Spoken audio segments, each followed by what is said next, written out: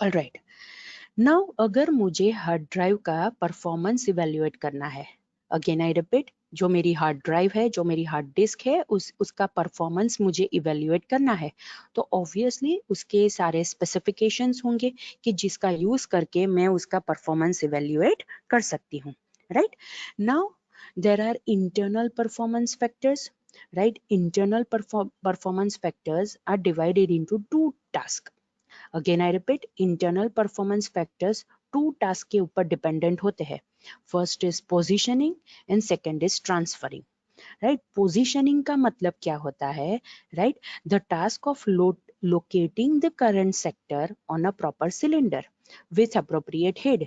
मतलब ये जो हमने यहाँ पे डिस्कस किया ना कि डिस्क कंट्रोलर क्या करता है, वो रीड राइट हेड को पर्टिकुलर सिलेंडर के ऊपर पोजीशन करता है, that is known as positioning task, right.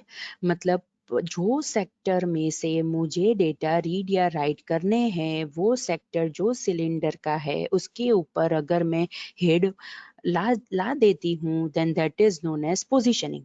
एक बार पोजीशन फिक्स हो जाती है, उसके बाद डेटा ट्रांसफर होंगे, दैट इज एक्चुअल रीडिंग और writing of data, that is known as transferring, right. मतलब these are the two task जिसके ऊपर इंटरनल परफॉर्मेंस फैक्टर डिपेंडेंट होता है ऑफ हार्ड ड्राइव। बिकॉज हमें पता है कि अगर हमें कोई भी हार्ड डिस्क में से डेटा रीड या राइट करने हैं, तो अभी हमने उसका आर्किटेक्चर देखा कि हमें क्या करना पड़ेगा। आर्म असेंबली मूव करनी पड़ेगी ताकि आर्म मूव हो सके, आर्म के ऊपर रीड राइट हेड है, वो पर्टिकुलर ट्रैक के ऊपर आ सके, वो पर्टिकुलर ट्रैक के अंदर जो सेक्टर में से मुझे रीड या राइट करना है, वो सेक्टर वो हेड के नीचे लाने के लिए मुझे हार्ड डिस्क के प्लेटर को स्पिन करना पड़ेगा, रोटेट करना पड़ेगा, तो ही ये सारी चीजें वर्क करेगी, राइट। ओके, नाउ अगर मुझे पोजीशन के हिसाब से स्पेसिफिकेशन चाहिए, मतलब द स्पेसिफिकेशन पर फॉर पोजीशनिंग आर, अगर मुझे पोजीशन के हिसाब से परफॉर्मेंस कैलकुलेट करना है, तो कौन कौन सी चीजें मुझे ध्यान रखनी है। So first is sick time. Again, I repeat, first is sick time.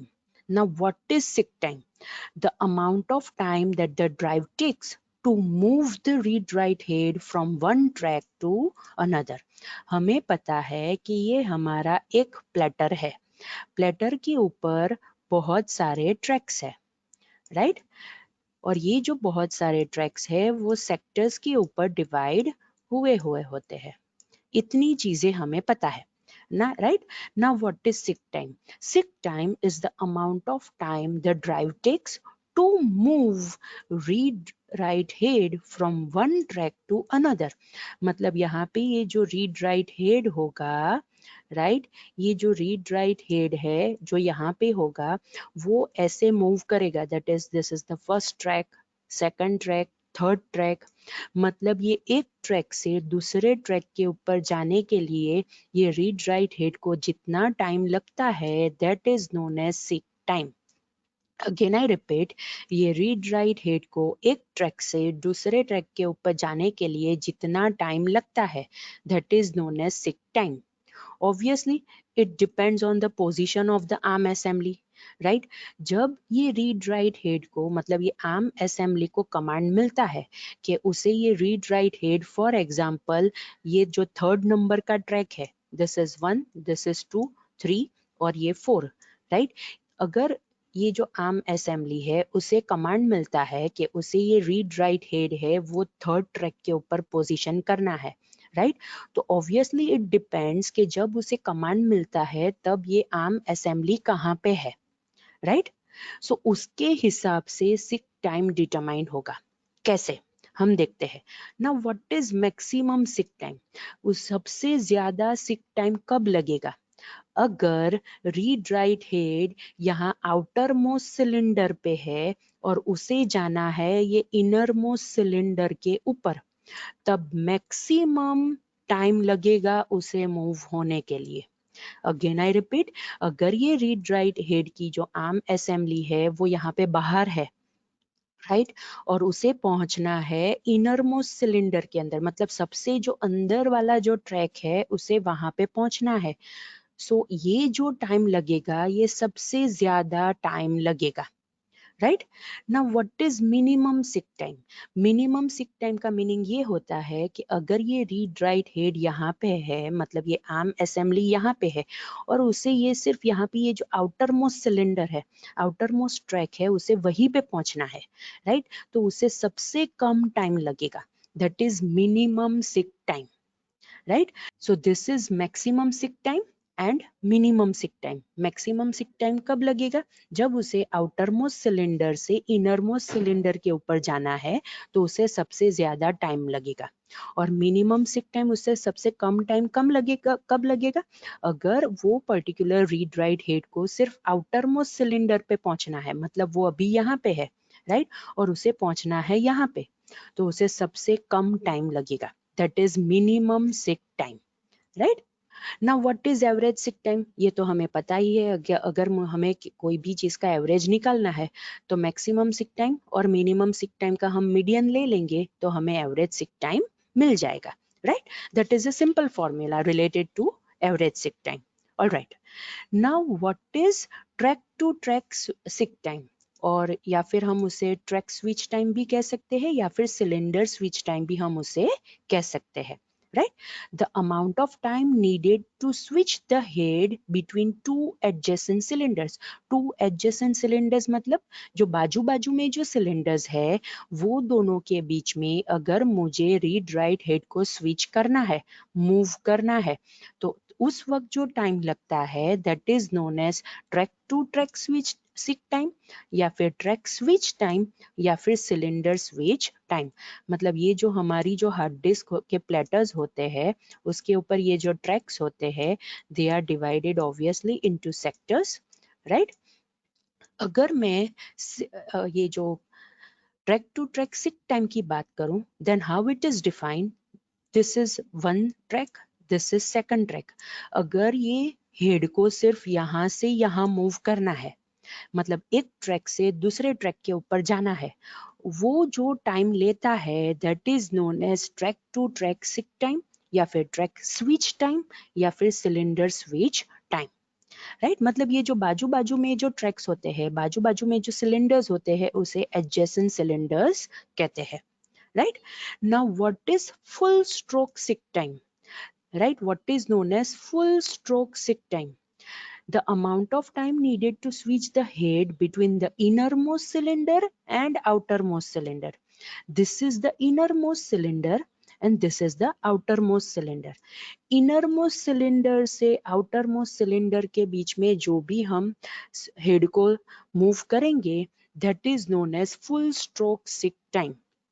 Again I repeat, innermost cylinder से outermost cylinder के ऊपर, या फिर आउटर मोस्ट सिलेंडर से इनर मोस्ट सिलेंडर के ऊपर हेड को मूव करने में, स्विच होने में जितना टाइम लगता है, that is known as full stroke seek time, because ये पूरा एक स्ट्रोक हो जाता है, राइट।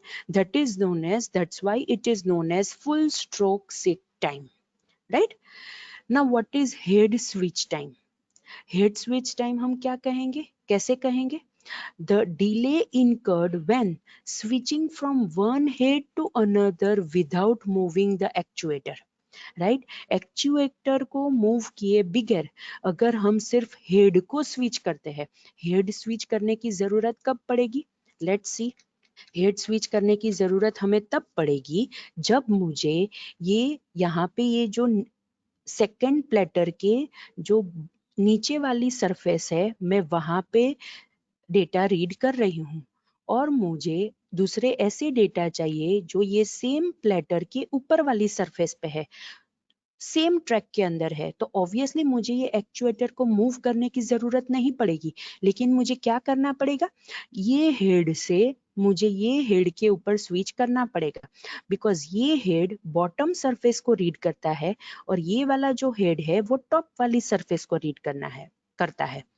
अब जो डेटा मुझे चाहिए वो बॉटम वाली सरफेस के ऊपर है और टॉप वाली सरफेस के ऊपर भी है। तो पहले मैंने बॉटम वाली सरफेस को रीड करने के लिए ये हेड का यूज किया। अब मुझे टॉप वाली सरफेस पे से डेटा रीड करना है, तो ऑब्वियसली मुझे ये हेड का यूज करना पड़ेगा।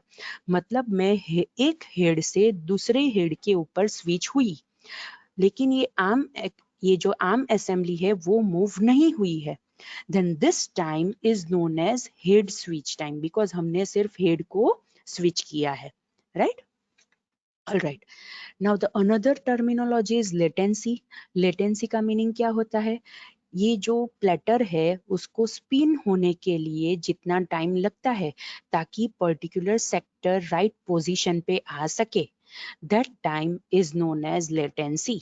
अगेन आई रिपीट, जब हम हेड को मूव करते हैं, दैट इज आर्म को मूव करते हैं, तो वो ट्रैक पोजीशन होता है, लेकिन वो ट्रैक के ऊपर से हमें कौन से सेक्टर में से डेटा रीड करने हैं, तो वो सेक्टर रीड राइट हेड के नीचे आना चाहिए, तो ही हम उसमें से डेटा रीड या राइट कर सकते हैं। तो ऑब्वियसली सेक्टर को हेड के नीचे लाने के लिए मुझे प्लेटर को स्पिन करना पड़ेगा, प्लेटर को रोटेट करना पड़ेगा। तो प्लेटर रोटेट होने में, प्लेटर स्पिन होने में जितना टाइम लगता है, that time is known as latency, right? And access time is the terminology. वो क्या डिफाइन करता है कि जब भी read write head operation begin होता है और एक्चुअल रीड राइट होता है, बिकॉज हमने देखा कि directly read write operation start नहीं हो जाता है, पहले आर्म मूव होगा, ट्रैक के ऊपर जाएगा, उसके बाद ये जो प्लेटर है वो स्पिन होगा ताकि सेक्टर रीड राइट हेड के नीचे आ सके, उसके बाद एक्चुअल रीड और राइट होगा। मतलब जब ये रीड और राइट का कमांड मिलता है और एक्चुअल रीड और राइट ऑपरेशन बिगिन होता है, ये जो टाइम डिले होता है that is known as access time. Instruction मिलती है, कमांड मिलता है रीड और राइट करने के लिए, लेकिन एक्चुअल जब रीड और राइट होता है, मतलब एक्चुअल जब डेटा ट्रांसफर होता है, वो दोनों के बीच में जो डिले होता है that is known as access time, right?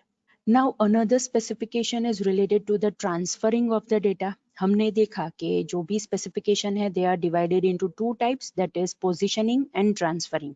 अभी तक जो हमने स्पेसिफिकेशन देखे थे they are related to positioning. Now transferring के लिए भी स्पेसिफिकेशन होंगे, तो obviously पहला डेटा ट्रांसफर करना है तो पहली चीज आएगी दैट इज रोटेशनल स्पीड, मतलब ये जो प्लेटर है, ये जो डिस्क है, कितनी स्पीड से स्पिन होती है, कितनी स्पीड से रोटेट होती है, वो तो हमने पहले ही देखा, आरपीएम दैट इज 7200 रिवॉल्यूशन पर मिनट, मतलब एक मिनट के अंदर वो 7200 टाइम्स रोटेट हो जाती है, that is the rotational speed. अब हम डेटा ट्रांसफर रेट की बात करें, then there are two different types of data transfer rate. First is internal data transfer rate and second is external data transfer rate. मतलब data को transfer होने में कितना टाइम लगता है, that is data transfer rate, and it is further divided into two types, that is internal data transfer rate and external data transfer rate. Now what is internal data transfer rate, right?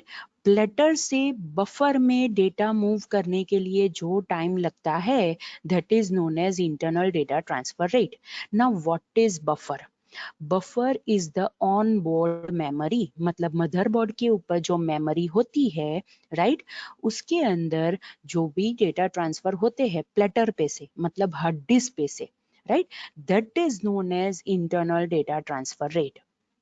Again I repeat, platter और buffer के बीच में जो भी data transfer होते हैं वो speed को हम बोलेंगे internal data transfer rate.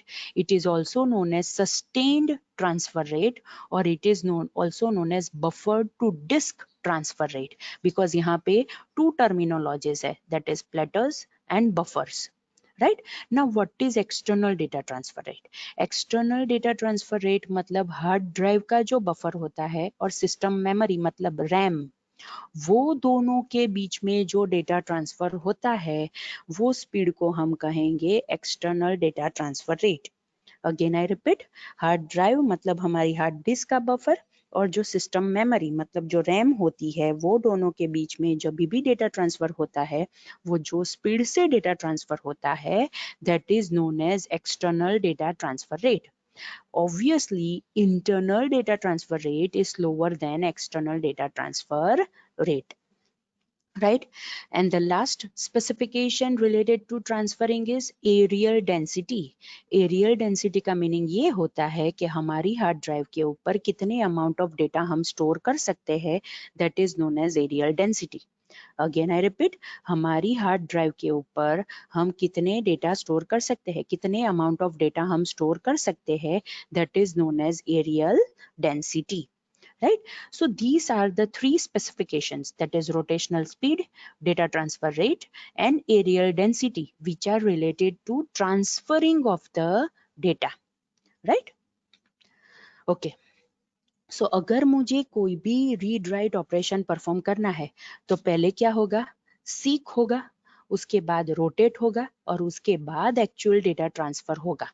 Again I repeat, अगर मुझे कोई भी रीड राइट ऑपरेशन परफॉर्म करना है तो पहले सीक होगा, मतलब सीक टाइम आएगा, उसके बाद रोटेट होगा और उसके बाद डेटा ट्रांसफर आएगा. सीक में क्या होगा, ऑब्वियसली आर्म मूव होगा, ट्रैक के ऊपर जाएगा. रोटेट में क्या होगा, वो ट्रैक में से मुझे कौन से सेक्टर पे में से रीड करना है, तो ये जो प्लेटर है वो रोटेट होगा ताकि रीड राइट हेड के नीचे वो सेक्टर आ सके और उसके बाद एक्चुअल डेटा ट्रांसफर होगा. Right?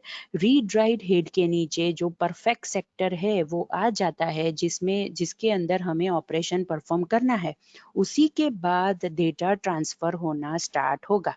That's why we can say there are 3 steps कि कब एक्चुअल डेटा ट्रांसफर होगा, कब एक्चुअल ऑपरेशन परफॉर्म होगा.